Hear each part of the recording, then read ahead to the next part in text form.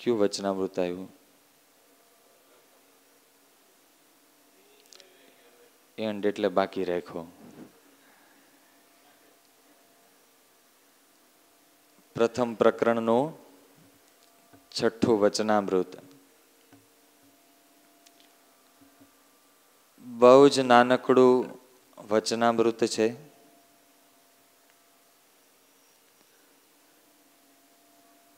આ વચનામૃતનું વિવેચન, ગુણ લેવો ને અવગુણ ના લેવો, એવી વાતો ઘણીવાર સાંભળી છે.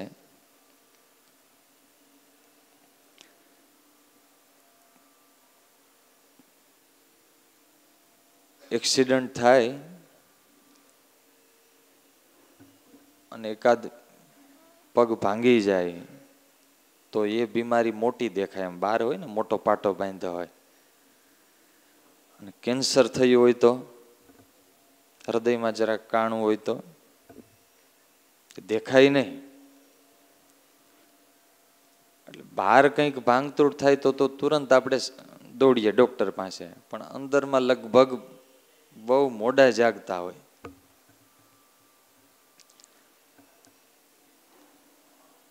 જીવનલક્ષી જ્ઞાનનો ખજાનો છે ને એ આ વચનામૃત છે. વચનામૃતોમાં મહારાજે જે ચાવીઓ આપી છે, ઘણીવાર જે કામ મોટા પુરુષાર્થથી ના થાય એ કામ નાની ચાવીથી થતું હોય. મન એવ મનુષ્યાણામ કારણમ બંધ મોક્ષયો.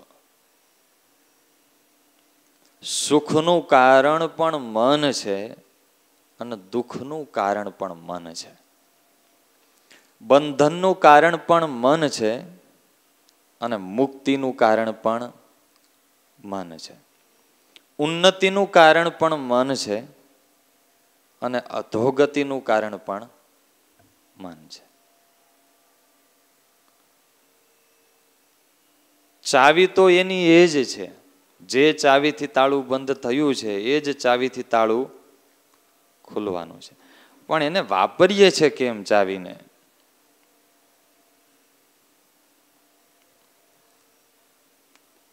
આમયો યેન ભૂતાનામ જાયતે યશ્ચ સુવ્રત. દર્દી, ગીતાજીમાં દ્રષ્ટાંત દીધું, દર્દી ડોક્ટર પાસે ગયો કે સાહેબ શરદી બહુ થઈ છે, જૂના જમાનાની વાત. એટલે વૈદ્ય એને 5 પડીકી દીધી કે આમાં જે ફાકી છે એને તમારે ઘી અને સાકર દળેલી ખાંડ એની સાથે લેવાની. એટલે દર્દી કે સાહેબ આ બહુ ગળું ખાધું, ઘી વાળું ખાધું આ શિયાળામાં, એટલે તો શરદી થઈ છે, અને તમે પાછા કહો છો કે ઘી સાકર લેવાના. ત્યારે વૈદ્યને કહ્યું કે મેં જે તને આજે 5 પડીકી આપી છે ફાકી, આ ફાકી એવી છે કે જે ઘી અને સાકર ખાવાથી તને રોગ થયો છે, આ ફાકી સાથે લઈશ એટલે એ જ ઘી અને સાકર તારા રોગને મટાડશે. મન એવું છે, પણ એને વાપરતા આવડે તો. મનનું સ્વરૂપ શું?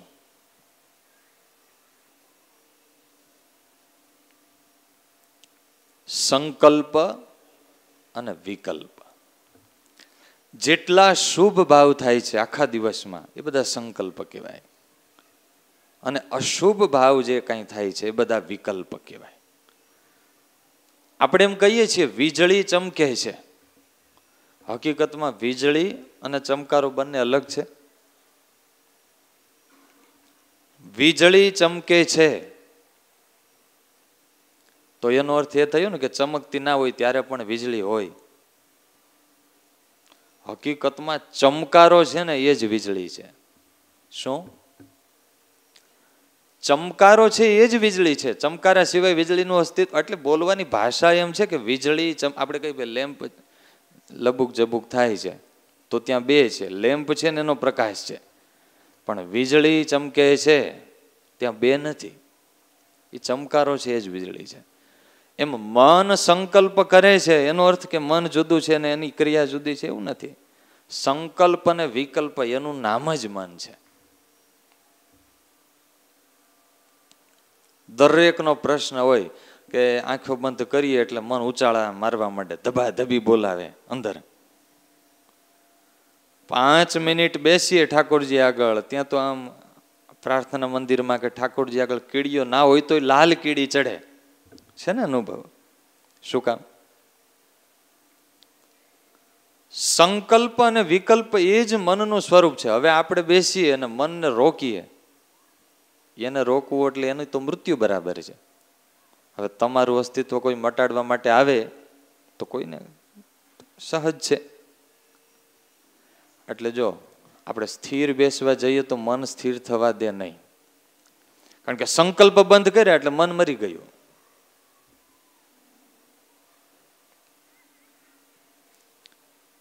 ઠાકોરજી પાસે બેઠા હોઈએ, કથામાં બેઠા હોઈએ, સારા કાર્ય માટે બેઠા હોય તો એ તો એની રીતે જેટલું દોડે એટલી એની આયુષ્ય વધે.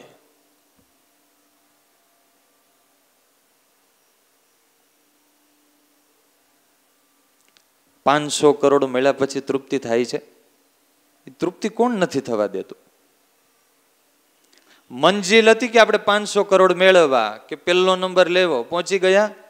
હવે જો ત્યાં ઊભા રહી જાય તો મનનું મોત થઈ જાય. એટલે મન હવે શું કે બસ આટલું મેળવી લીધું, હવે ચાલો અહીંયા એનાથી આગળનું ડેસ્ટિનેશન બતાવે, પછી તો કે એનાથી આગળનું ડેસ્ટિનેશન બતાવે, પછી એનાથી આગળનું.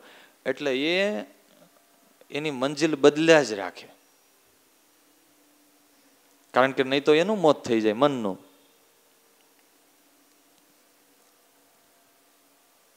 નક્કી કર્યું કે આ ફિલ્મ જોવી છે, એક ફિલ્મ મનને દેખાડી દીધી, પૂરું થશે, એ મંજિલ બદલશે. આમાં તો કંઈ ના મળ્યું, હાલો ચાલો બીજું ત્રીજું. એટલે મનની દોડ કોઈ દી પૂરી થતી. સંકલ્પ વિકલ્પ, સંકલ્પ વિકલ્પ.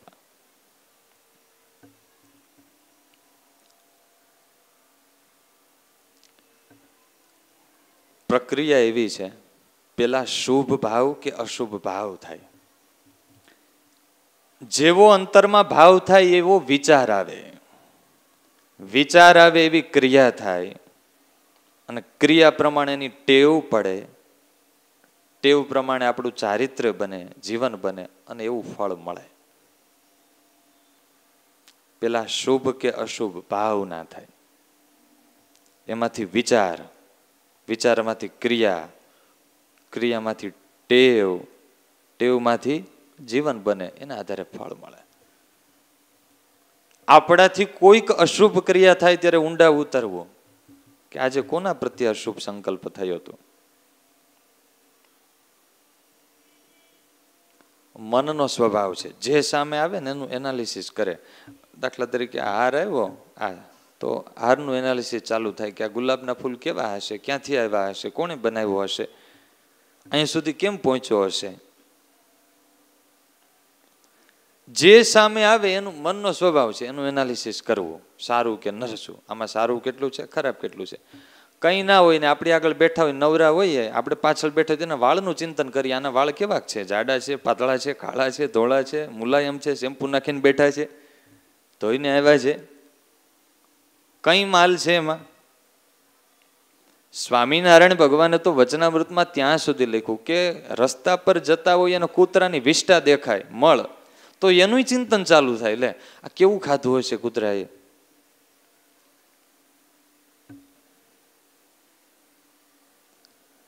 તો સારું કે નરસું એનાલિસિસ કરવું એ મનનો સ્વભાવ છે.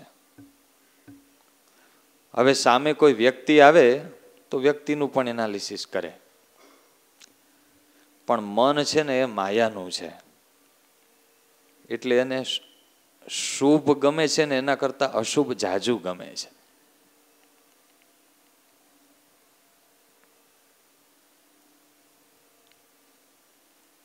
દિલ્હીના પ્રવાસીઓ એક ટૂર પોંડિચેરી ગયેલ, બહુ મોટો ત્યાં આશ્રમ ફરવા માટે ધર્મસ્થાનમાં. ત્યાંના એક સાહેબ, ત્યાંના વોલેન્ટિયર હશે, એને બધું દેખાડતા હતા, આખો આશ્રમ દેખાડ્યો. તો પેલા પ્રવાસી આવેલા એ બોલ્યા કે અહીંયા તો આ ગટર બહુ ગંધાય છે. એટલે પેલા સાહેબે સરસ જવાબ દીધો કે તમારે ગટર જ જોવી હતી તો દિલ્હીમાં મળતી હતી, તમે આટલો ખર્ચ કરીને અહીંયા ગટર જોવા આવ્યા છો.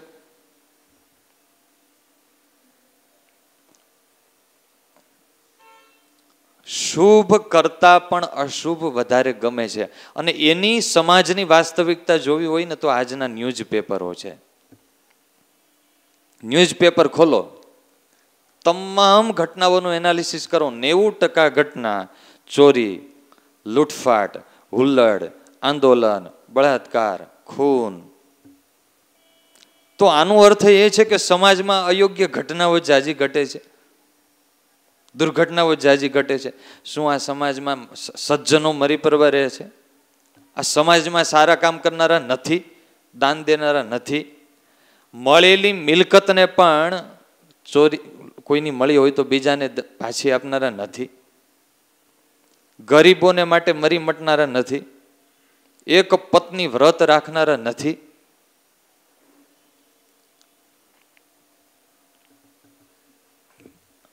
પણ સમાજને છે ને સારી ઘટનામાં રસ નથી, એને નબળું જ વધારે ગમે છે. એટલે મીડિયાને તો પછી ન્યૂઝપેપર વાળા એને તો પોતાનું વધારે માર્કેટિંગ થાય એના માટે જ. આપણે ન્યૂઝપેપર ખોલીએ તો સારી બહુ ઘટના હોય તો આપણે કેટલા આમ ઊંડાણથી વાંચીએ, અને કંઈક કોઈની આમ ખરાબ ઘટના હોય ને કોઈનું બહાર આવ્યું હોય તો ડિટેલથી વાંચીએ.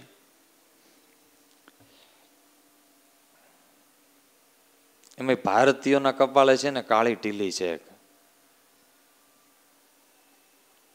કલામ સાહેબના જીવનનો પ્રસંગ છે. પોતે ઇઝરાયલમાં બેઠેલા, ઇઝરાયલમાં હતા, સવારનો સમય ને બેઠેલા. એ ઇઝરાયલમાં હતા એ જ સમય એક દુર્ઘટના ઘટી. 8 બોમ્બ બ્લાસ્ટ થયા. 8 બોમ્બ બ્લાસ્ટ થયા આગલે દિવસે. એટલે સવારે કલામ સાહેબ બેઠા છે, ન્યૂઝપેપર આવ્યું ત્યાંનું ઇઝરાયલનું, એટલે એણે આમ માથે હાથ મૂક્યો ને પહેલો સંકલ્પ કર્યો કે સૌથી મોટા ફ્રન્ટ પેજ ઉપર શું હશે, તો કે બોમ્બ બ્લાસ્ટની ઘટના. આમ આંખો મીચીને સંકલ્પ કર્યો ને આંખો ખોલી અને ન્યૂઝપેપર જોયું તો પહેલા જ પેજ ઉપર એક ખેડૂતે 10 વીઘાની જમીનમાં ખેતીમાંથી એવી આવડત ને કુશળતા વાપરીને 100 વીઘાનું ઉત્પાદન કર્યું. એનો આખો લેખ આપેલો, એને શું મહેનત કરી, કઈ રીતે વાવેતર કર્યું, વિસ્તારથી એનો લેખ. અને બોમ્બ બ્લાસ્ટની ઘટના 4થા કે 5મા પેજ ઉપર એકદમ નાની કોલમમાં હતી. આની આ ઘટના ઇન્ડિયામાં હોય તો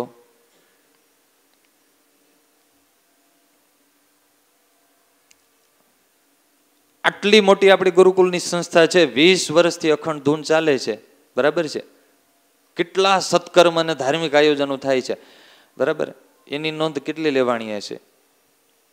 અને હમણાં કંઈક નાની અહીંયા કંઈ અયોગ્ય ઘટના ઘટે તો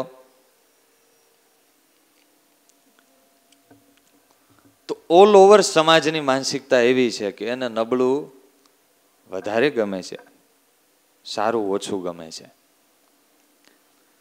ત્યારે શ્રીજી મહારાજે આ વચનામૃતમાં જે ચિંતન આપ્યું છે, સમાજની વચ્ચે રહીએ છીએ, પરિવારની વચ્ચે રહીએ છીએ, સત્સંગની વચ્ચે રહીએ છીએ, સંતો હરિભક્તોની વચ્ચે રહીએ છીએ. શુભ પણ દેખાય અને અશુભ પણ દેખાય, બીજાના ગુણ પણ દેખાય ને અવગુણ પણ દેખાય, ટેવ પણ દેખાય ને કુટેવ પણ દેખાય. એક પણ વ્યક્તિ આ દુનિયામાં એવો ના હોય કે જેનામાં એક પણ સદગુણ ના હોય, અને એક પણ વ્યક્તિ એવો ના હોય કે જેનામાં એક પણ દુર્ગુણ ના હોય. ભગવાન છે ને ગમે એવો સર્જે માણસને, પણ એક કાળી ટીલી તો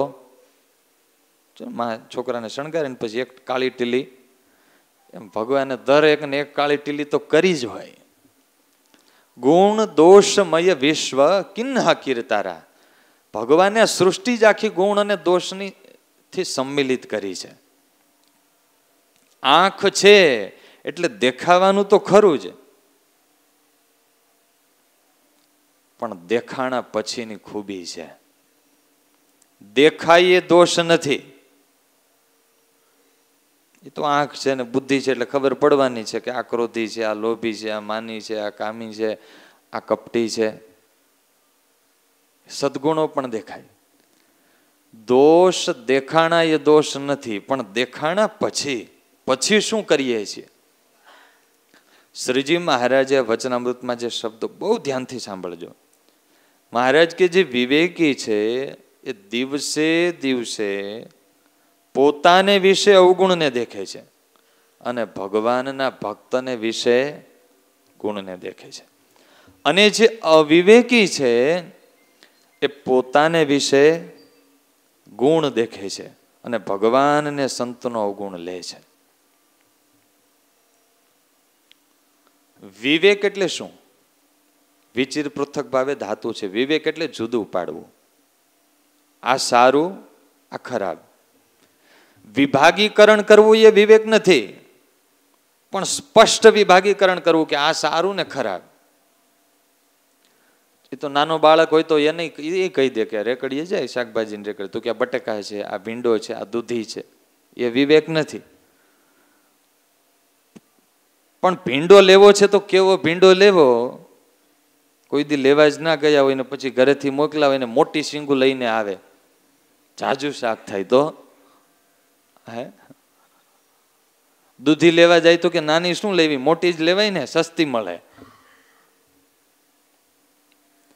તો સારું શું છે ને ખરાબ શું છે, એમાં મને લાભ શેમાં છે એ જે વિચારી શકે એ વિવેકી છે. મહારાજ કે જે વિવેકી છે એ પોતાને વિશે અવગુણને દેખે છે અને બીજાને વિશે પોતાને વિશે અવગુણ દેખે છે. એનો અર્થ એવો નથી કે પોતાનામાં કંઈ ગુણ નથી. પોતાને વિશે અવગુણ દેખે છે એનો અર્થ એવો નથી કે પોતાનામાં ગુણ નથી. ગુણ તો છે, પણ પોતાના ગુણ અને પોતાની સારપ જોવામાં લાભ નથી, એમાં આપણું હિત નથી. કારણ કે આપણને જેટલી આપણી સારપની આપણા ગુણોની ખબર હોય ને જાજી વધારે પડતી, એટલે અહંકાર આવે. એટલે પછી બીજા બધા હલકા દેખાય.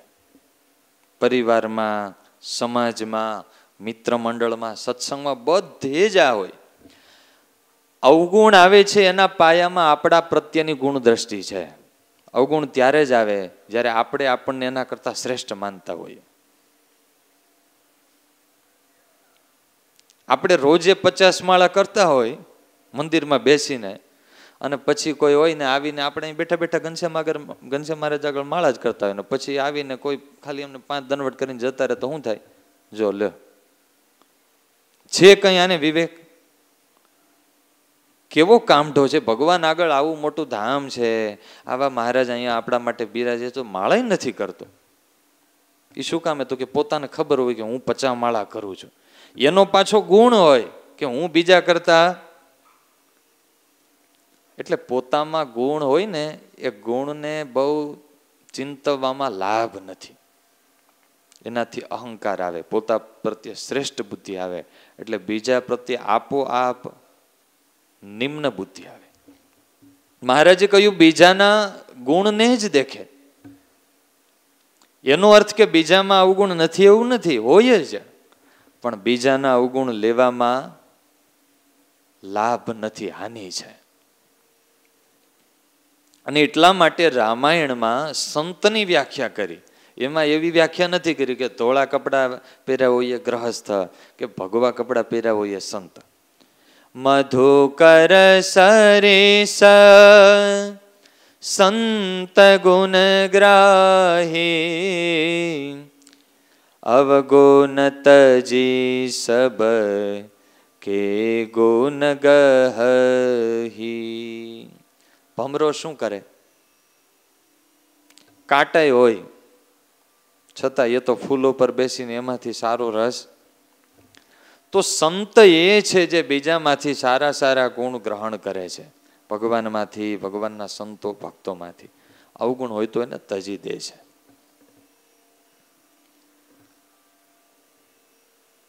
ખજૂર ખાધો છે, ઠળિયા હોય કે ના હોય, એમાં તો કહો ને સ્વામી કઈ એમાં થોડું શીખવાવું પડે, એમાં તો વર્ષોની માસ્ટરી છે, દર શિયાળાનો એક્સપિરિયન્સ છે. ગુણાતીતાનંદ સ્વામીએ કેવું વાતોમાં લખ્યું, સ્વામી કે નિત્ય લાખ રૂપિયા લાવે, નિત્ય લાખ રૂપિયા લાવે, પણ સત્સંગનું કે બીજાનું ઘસાતું બોલતો હોય તો એ અમને ના ગમે. ને સૂતો સૂતો અહીંયા મંદિરના રોટલા ખાય, પણ ભગવાનના ભક્તનું અને સંતનું સારું બોલતો હોય તો સ્વામી કે હું એની ચાકરી કરાવું. કેવડો મોટો મર્મ સ્વામીએ લખી નાખ્યો. એ જમાનાના લાખ રૂપિયા, 30 રૂપિયા તોલું હોનું હતું, 30 નહીં 15 રૂપિયા, એટલે લગભગ ગણો ને તો 200 કરોડ થાય. કેટલા? સ્વામી કે રોજે મંદિરમાં આવીને ડેઈલી 200 કરોડનું દાન કરે.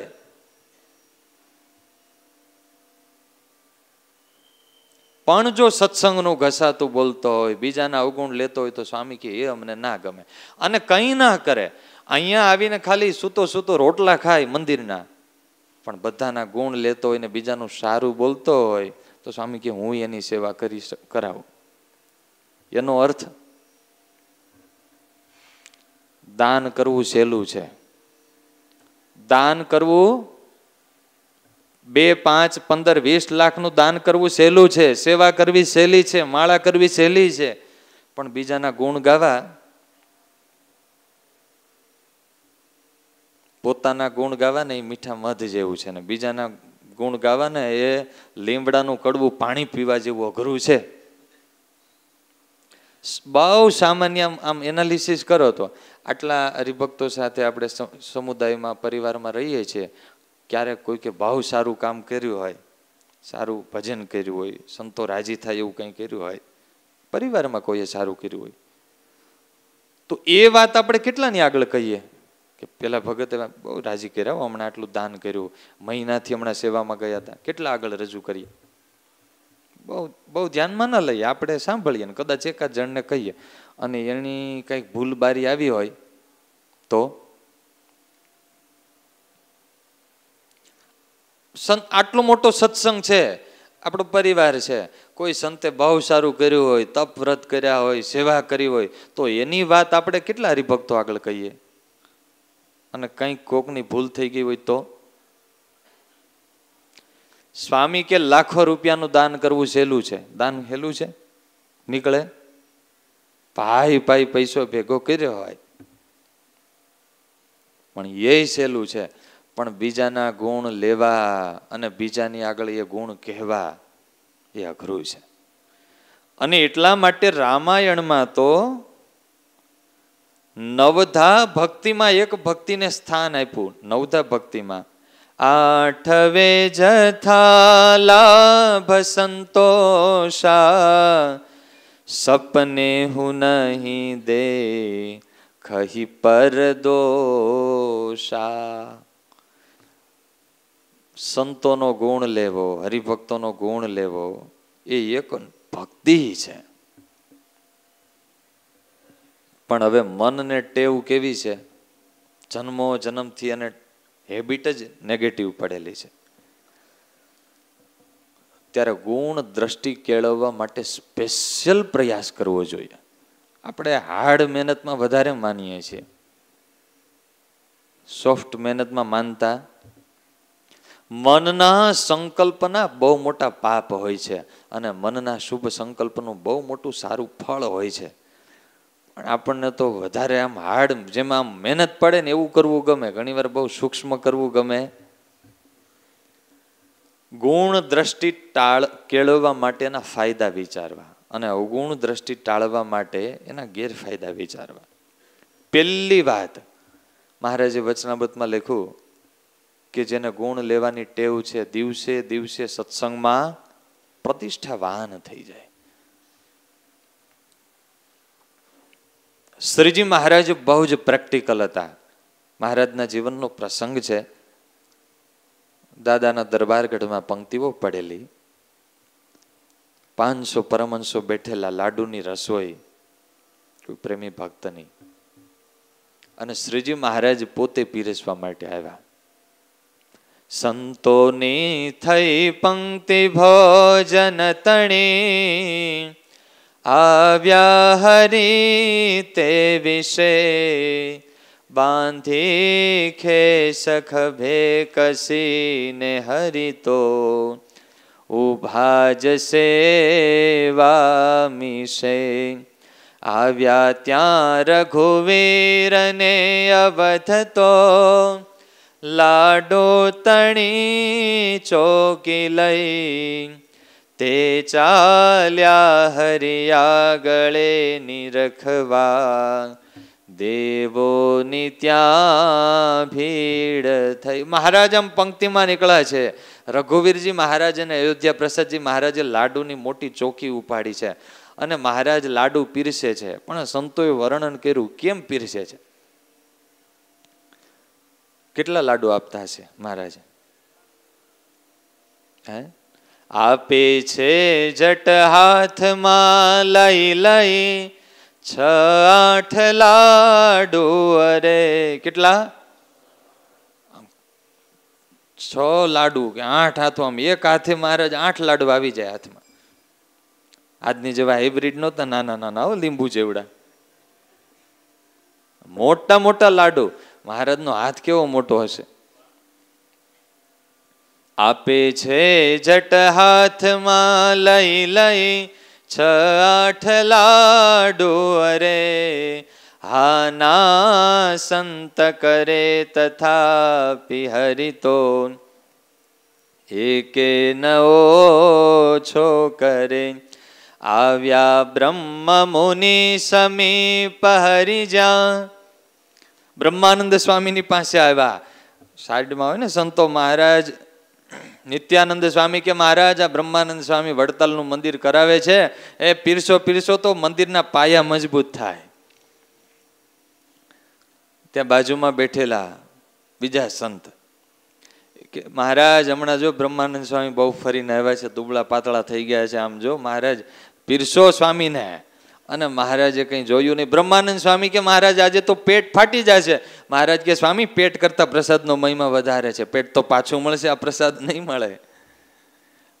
આવ્યા બ્રહ્મ મુનિ સમીપ હરિજા હાસ્યની છોડો જરી પત્તર તો ભર્યું લાડુનું મન મૂકી સંતે મળી જય કરી. બોલો ગોપીનાથજી મહારાજની.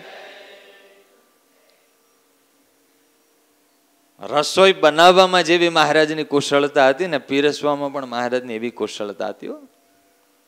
આમ એક એક વસ્તુના વખાણ કરતા જાય ને મહારાજ પંક્તિમાં પીરસતા જાય. મહારાજે બધા સંતોને પીરસ્યું. છેલ્લે હાથ ધોઈને ખા. એમાં નિર્મળાનંદ સ્વામી અને બીજા 2-3 સંતો બાકી રહી ગયેલા. વિચરણમાં હશે ને મોડા પડ્યા. આ બાજુ પંક્તિમાં પીરસાઈ ગયું ને મહારાજે હાથ ધોઈ નાખ્યા. મહારાજને પ્રાર્થના કરી, મહારાજ અમે બાકી છીએ, અમને પ્રસાદ આપો. પત્તર લઈને મહારાજ પાસે આવ્યા. મહારાજ કે હવે હાથ ધોવાઈ ગયા. પણ મહારાજ દયા કરો. મહારાજે કહ્યું એમ કરો, પંક્તિમાં જાઓ. સંતોને કીધું સંતો ઉભા રહેજો. એ આ 2 સંતો બાકી રહી ગયા છે, તમારા પાસે આવે છે. તમારે તમારા પત્તરમાંથી 2-2 ગ્રાસ, 2-2 કોળિયા આ સંતોને આપવાનું છે. સંતો નીકળ્યા, બંને લાઈનમાં એક એક સંત. આજે શ્રીજી મહારાજનું મન, મહારાજનો વિચાર કઈ જુદો હતો. પંક્તિમાં અડધે સંતો પહોંચ્યા. હવે સામે સંત જ્યારે લેવા આવતા હોય ત્યારે તો બધા સારામાં સારું આપે ને. પંક્તિમાં અડધે પહોંચ્યા ને ત્યાં તો પત્તર છલકાઈ ગયા. શ્રીજી મહારાજ વચ્ચે ગયા. મહારાજે તાલી બજાડી. મહારાજ કે જુઓ સંતો, તમને આમાંથી કઈ સમજાણું? આ 2 સંતોના પત્તર પાત્ર આખા ખાલી હતા. ખાલી બધામાંથી જો 2-2 ગ્રાસ સારું સારું લીધું તો પણ પત્તર છલકાઈ ગયા. મહારાજ કે આ સત્સંગમાં છે ને, એ આ સંતો હરિભક્તો બધા અમારા મુક્તો છે. દરેકના જીવન સદગુણોથી મગમગે છે. દરેકના જીવનમાં સારા મૂલ્યો છે. એ બધામાંથી થોડું થોડું લેતા શીખીએ ને, ગુણ ગ્રાહક દ્રષ્ટિ રાખીએ ને, તો અડધી જિંદગીએ પહોંચીએ ને ત્યાં આપણું જીવન અભ્ર ભરાઈ જાય.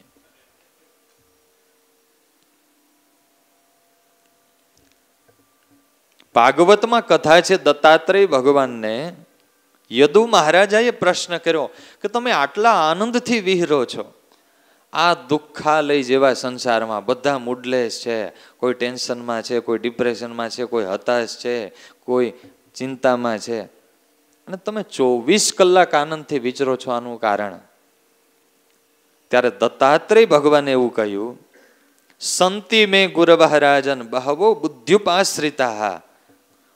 મેં મારા જીવનમાં કેટલા ગુરુ કર્યા છે? 24 ગુરુ કર્યા છે. પૃથ્વીને ગુરુ કર્યા, ત્યાં સુધી કે વેશ્યાને પણ ગુરુ કરી.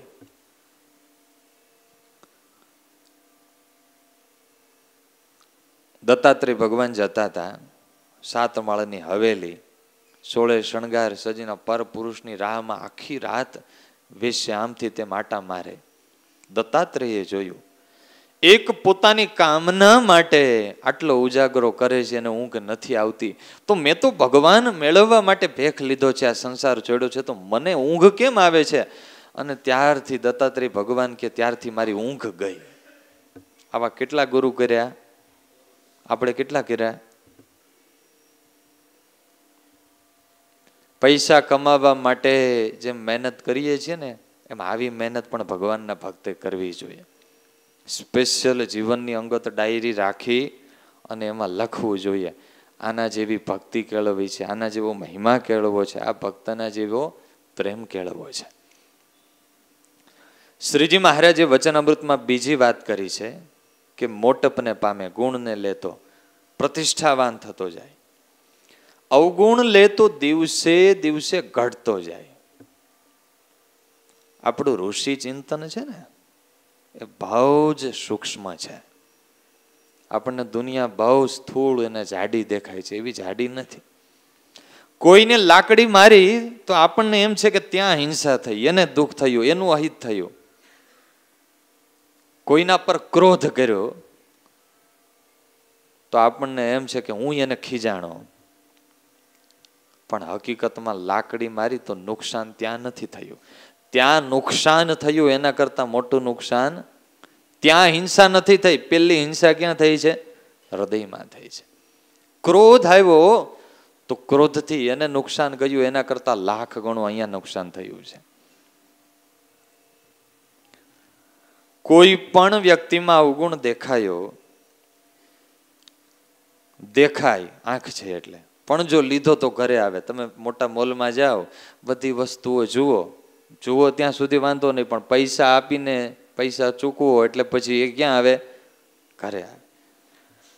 કોલસાની દુકાને જઈએ, કોલસાને જાણીએ પણ અડીએ નહીં ને, તો હાથ કાળા.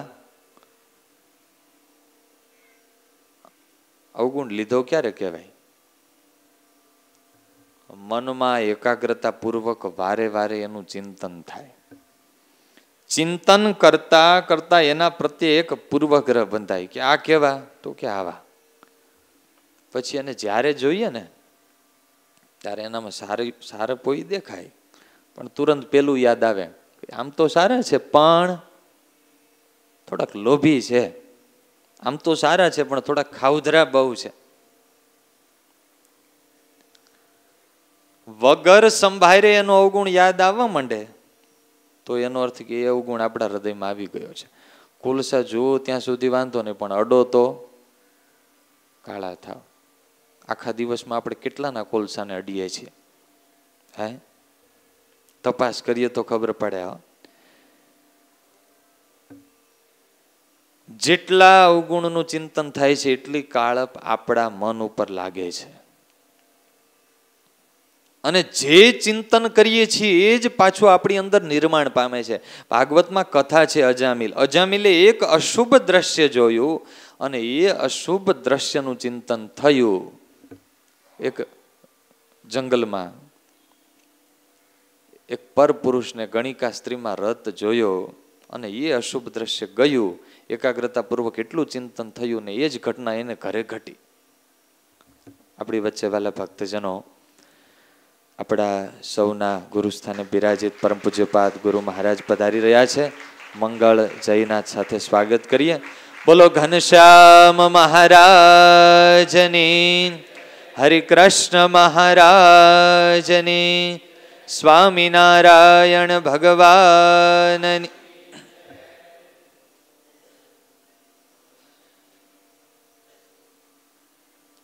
વ્યાસ ભગવાને બ્રહ્મસૂત્રમાં એવું લખ્યું છે,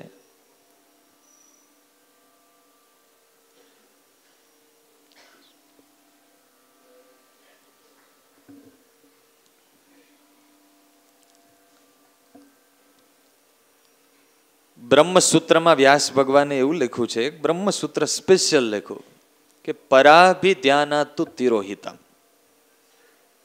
પરાભિધ્યાનાત તિરોહિતમ તતો હિ યસ્ય બંધ વિપર્યયો. ભગવાનનું સ્વરૂપ જેટલું દિવ્ય છે, ભગવાનના એકાંતિક સંતમાં જેટલી મહાનતા અને પવિત્રતા છે, એક એકના આત્મામાં એવી પવિત્રતા છે. પણ આ દુનિયાની નબળાઈનું ચિંતન કરતા કરતા આત્માનું સ્વરૂપ ઢંકાઈ જાય છે.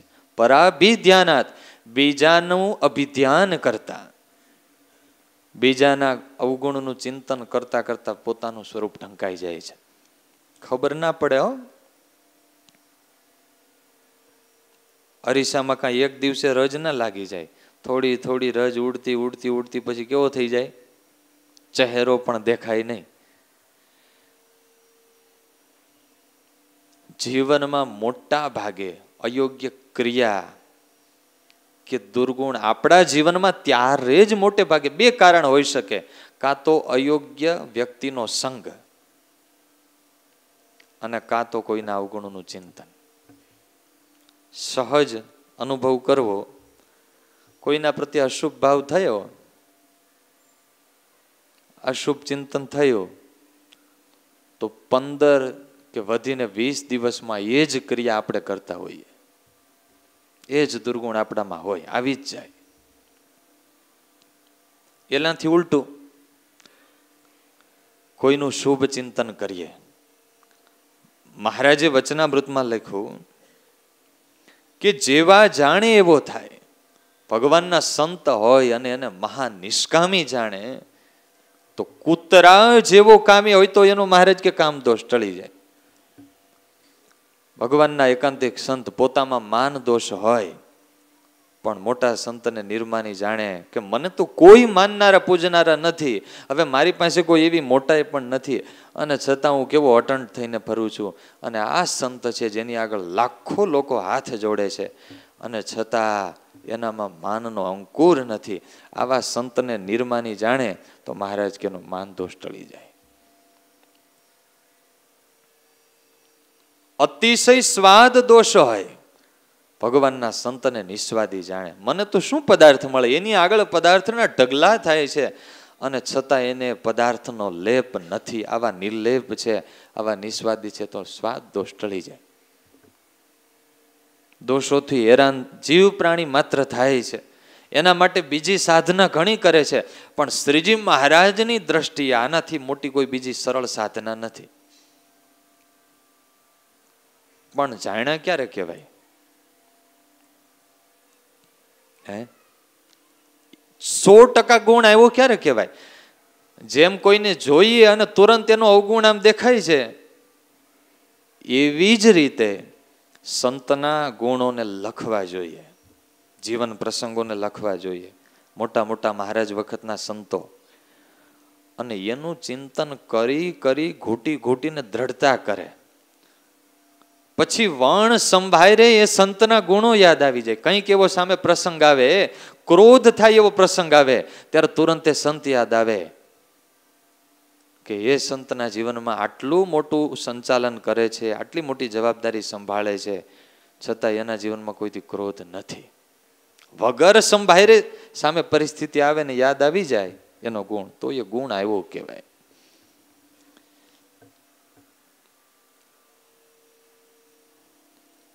હજી કદાચ બીજી જગ્યાએ સંસારમાં કોઈના અવગુણનું ચિંતન કરે તો એટલું મોટું પાપ ન લાગે, કારણ કે એ ખાલી કોલસો છે. પણ ભગવાન કે ભગવાનના સંત આવ્યા તો એ સળગતો કોલસો છે, એને અડાય. મહારાજે અંત્યનું 12મું વચનામૃત, મહારાજ કે ભગવાનના સંતનો ભક્તનો અવગુણ લે તો એની આસુરી મતિ થાય. ક્ષય રોગ થયો જાણવો. ક્ષય રોગ એટલે ટીબી. જૂના જમાનામાં ટીબી થતી તો માણસ મૃત્યુ જ પામતા. આજના સમય પ્રમાણે કેન્સર, અનંત સ્ત્રી હત્યા, બાળ હત્યા, અનંત ગુરુ સ્ત્રીનો સંગ એ પાપથી છૂટાનો ઉપાય છે. પણ ભગવાનના ભક્તના દ્રોહનો કે અવગુણના છૂટાનો કોઈ ઉપાય નથી. બીજું પાપ કરતા આપણે ડરીએ, આ પાપનો કેટલો ભાઈ. ચિત્રકેતુ રાજાનું આખ્યાન ભાગવતમાં લખાણું. 1 કરોડ સ્ત્રી, કેટલો વૈરાગ્ય હશે હે. હમણાં સંતોએ કહ્યું હોય 1 મહિનો આવો, સેવામાં જરૂર છે. ગુરુ મહારાજ આમંત્રણ આપે ભાવાંજલિ મહોત્સવમાં, સ્વામી ઘરે પૂછવું પડે. હા, વ્યવહાર હોય ને પૂછો, બરાબર છે. પણ કદાચ ઘરેથી આ પડે, તમે તમારે જાઓ, હવે કઈ જરૂર નથી તમારી, તમે હવે સેવા જ કરો, તો 5 દિવસ 10 દિવસ પછી ઘર યાદ આવે કે નહીં? હવે 1 મહિનો છેટે રહેવું પરિવારથી. ચિત્રકેતુ રાજાને કરોડ સ્ત્રી ત્યાગ કર્યો. ભક્તિ કરવી એ મહત્વનું છે, એના કરતા મહત્વનું હજી કંઈક બીજું છે. તપ કરવું મહત્વનું છે, એના કરતા કંઈક બીજું મહત્વનું છે. સત્સંગમાં નિયમિત સભામાં આવવું એ મહત્વનું છે, એના કરતા હજી કંઈક આગળ મહત્વનું છે. એ બધું કર્યા પછી એનો અંતરમાં રોફ ના આવે, માન ના આવે.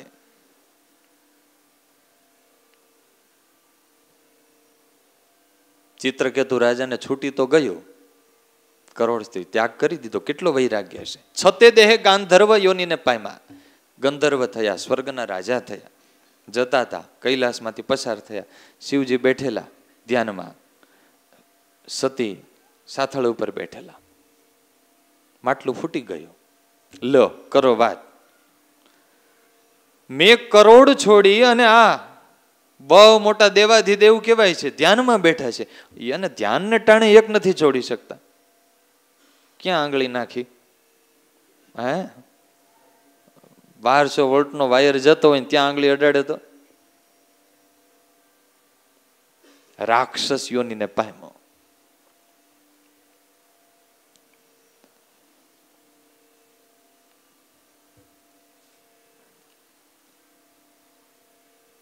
એ બધું કર્યા પછી, સત્સંગમાં આગળ વધ્યા પછી કોઈનો અવગુણ ના આવે ને. તુલસી રામાયણમાં ભગવાન રામનું અવતરણ શા માટે થયું એની પૂર્વ ભૂમિકામાં નારદજીનું આખ્યાન આવે છે. કામે બધાને પરાસ્ત કર્યા, બ્રહ્માને પરાસ્ત કર્યા, ઇન્દ્રને પરાસ્ત કર્યા, ચંદ્રને પરાસ્ત કર્યા. ખુદ શિવજી પાસે આવ્યો તો શિવજી એકવાર તો લેવાઈ ગયા, પછી ક્રોધ શિવજી ખીજાયા અને કામને બાળી નાખ્યો. પછી નારદજી પાસે આવ્યો એટલે નારદજી વળી બચી ગયા ભગવાનની કૃપાથી. એટલું પોતાનું વાતાવરણ કામે આજુબાજુ ખડું કર્યું, વસંત ઋતુ, સુંદર એકદમ સુગંધી પવન અને હરિયાળી ને બધું એવું રાજસ ભાવનું. પણ નારદજી લેવાયા નહીં, એનું મન વિકૃત ના થયું. એના ઉપર તો નારદજીએ જીત મેળવી લીધી. પણ મનમાં એમ થયું કે જો મોટા મોટા બ્રહ્મા ઇન્દ્ર બધા લેવાઈ ગયા, પણ હું. એટલે નીકળ્યા નારદજી, બ્રહ્માજી પાસે ગયા. દાદા એ જય નારાયણ. શું નારદજી, શું કઈ? કઈ ને, આ તો બસ થયું તમને મળું, દર્શન કરું. શું સમાચાર? તો કે બસ એ મોટા મોટા ઘણાને કામે પરાસ કર્યા, પણ જો મારી પાસે આવ્યો ને તો મને કઈ ના થયો. બ્રહ્માજી કે સારી વાત છે. એમ કરતા કરતા શિવજી પાસે ગયા. આવો આવો નારદજી, શું કઈ સમાચાર? તો કે બસ આ સમાચાર છે, બધાને કામે પરાસ્ત કર્યા પણ મને કઈ ના થયું, હું અલિપ્ત રહ્યો. શિવજી મહારાજ કે દેવર્ષિ, એ તો એ તમારી મહાનતા છે, પણ એ તમારા ઉપર ભગવાનની કૃપા એમ માનજો. અને ભલા થઈને તમે ક્યાં ક્યાં વાત કરી? તો કે હું તો બધે કરીને આવ્યો છું. શિવજી કે હવે ભલા થઈને ભગવાન આગળ નહીં કરતા. એટલે થોડું નારદજીને એમ થયું, જો આ શિવજીને મારી ઈર્ષા છે, હું મારી વાત કરું તો ભગવાન આગળ મારો મહિમા વધી જાય એટલે મને ના પાડી. એટલે નારદજી તો સીધા ત્યાંથી ગયા ભગવાન પાસે, લોકમાં, વૈકુંઠ લોકમાં. શું આવ્યા દેવર્ષિ? કઈ નહીં પ્રભુ, બસ કઈ સમાચાર અને માંડીને બધી વાત કરી. અને ભગવાને જોયું પોતાના ભક્તના દિલમાં કઈ સૂક્ષ્મ ભક્તિનું પણ માન આવે ને, એ ભગવાનને નથી ગમતું. એટલે ઠાકોરજીને થયું કે નારદજીનું ઓપરેશન કરવું પડશે. અને ઓપરેશન તો કેવું હોય, પીડાદાયક જ હોય ને. અને ભગવાને એવી લીલા સર્જી, નારદજી જેવા ભગવાનના ધામમાંથી બહાર નીકળ્યા, મોટું નગર, અને નગરનો રાજા, એની દીકરીનો સ્વયંવર. નારદજીને બોલાવ્યા, મારી દીકરીનો હાથ જુઓ, કેવો વર મળશે. અને નારદજી હાથ જોયો, મોહ પામ્યા. મનમાં થયું કે આના માટે તો હું જ બરાબર, પણ હવે થોડી મોટી ઉંમર, અને આ તો ઋષિ તપથી કૃષ શરીર હોય, એ તો ક્યારે પરણે? તો કે યૌવન હોય ત્યારે. ભગવાન પાસે ગયા, પ્રભુ મને કૃપા કરો, આટલું ભજન કર્યું, આટલી સાધના કરી, આટલું તપ કર્યું, હવે બધાના ફળ સ્વરૂપે તમે મને યૌવન આપો. નારદજીને ખબર હતી કે પર્વત ઋષિ પણ માગવા આવશે, પણ પર્વતનું મુખ બોકડાનું કરો ને મારું સૌંદર્યવાન કરો. તો પર્વત ઋષિ એનાથી ઉલટું માગી ગયા. અને પછી તો બંને ગયા સ્વયંવરમાં. બધાને બોકડાના મુખ દેખાય ને નારદજીને તો એકબીજાના, એને બોકડાના દેખાય, પણ પોતે તો 16 વર્ષના યુવાન જ લાગે. અને પછી તો જે આગળ ઘટના ઘટી,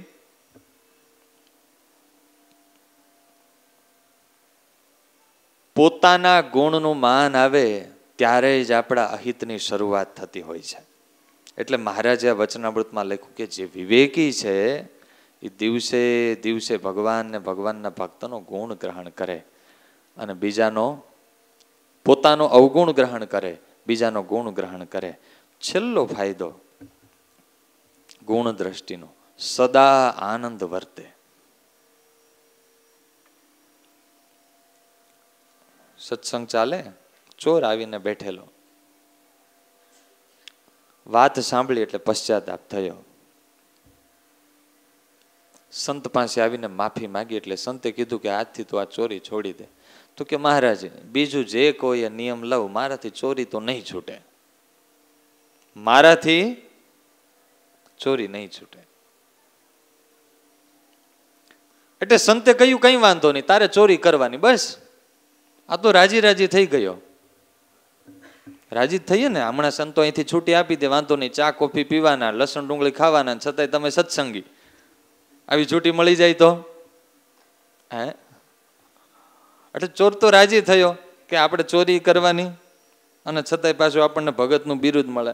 પણ સંતે કીધું તારે એક નિયમ રાખવાનો, આનંદમાં રહીને ચોરી કરવાની, મોજમાં રહીને ચોરી કરવાની. કઈ વાંધો નહીં. ચોર ગયો બીજે દિવસે ચોરી કરવા. જેવો ઘરમાં પ્રવેશો ને તુરંત કોઈ પણ અશુભ કર્મ નિર્ભયતાથી થાય, કોઈ પણ અશુભ કર્મ આનંદમાં રહીને થાય. જેમાં ભય હોય એનો અર્થ જ કે કર્મ ખરાબ છે, જેમાં શરમ હોય એનો અર્થ એ કર્મ ખરાબ છે, જેમાં ગુપ્તતા હોય એનો અર્થ કે કર્મ ખરાબ છે. ભય, શરમ અને ગુપ્તતા. ચોર ચોરી કરવા જાય, અંદર પ્રવેશે તે ભય લાગે, અંદર અશાંતિ થઈ જાય, વિહવળત આવી જાય. યાદ આવ્યું કે સંતે શું કીધું છે, મોજમાં રહીને ચોરી કરવી. આખી રાત મહેનત કરી, એ રીતે ચોરી કરી જ ના શીખો, ઘરે પાછો આવ્યો. આ રીતે 6 મહિના મહેનત કરી, પણ કોઈ દિવસ ચોરી કરી શકો જ. સમજાય છે? જ્યારે બીજાના અવગુણનું ચિંતન થાય છે ત્યારે અંદર ઉતરવું, અંદર બહુ જ અશાંતિ હોય, અંદર આમ અવ્યક્ત ખાલીપો પડે. અને એટલા માટે મહારાજે વચનામૃતમાં લખ્યું કે અવગુણ ગ્રહણ કરનારો અર્ધ બળેલા કાષ્ટની જેમ અંદરથી ધૂંધવાતો હોય. અને ગુણ ગ્રહણ કરનારો છે એને સદાને માટે આનંદ હોય. ત્યારે બસ જીવનમાં એવું રાખવું, સદાને માટે ગુણ ગ્રહણ કરતા રહીએ તો મહારાજની દ્રષ્ટિએ સત્સંગમાં બહુ જ મોટી પ્રાપ્તિ થાય. સ્થૂળ સાધના કરતા જે પ્રાપ્તિ ના થાય એ સૂક્ષ્મ સાધનાથી થાય. મહારાજ કે દિવસે દિવસે સત્સંગમાં એ વૃદ્ધિને પામતો જાય અને દિવસે દિવસે એ સત્સંગમાં આગળ વધે, એને બધા જ સત્સંગના મૂલ્યો મળે. ત્યારે વિશેષ મહારાજના ચરણોમાં પ્રાર્થના કરીએ, આપણામાં થોડી ઘણી આ કચાશ હોય તો એ ટળે.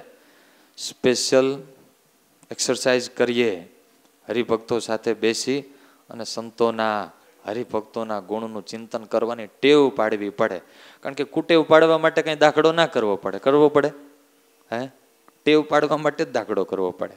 ત્યારે એવી શુભ ટેવ પડે અને વિશેષ સત્સંગમાં વૃદ્ધિ પામીએ એવી આજના પરમ પવિત્ર દિવસે ગુરુ મહારાજ અને મહારાજના ચરણોમાં પ્રાર્થના. બોલો સહજાનંદ સ્વામી મહારાજની.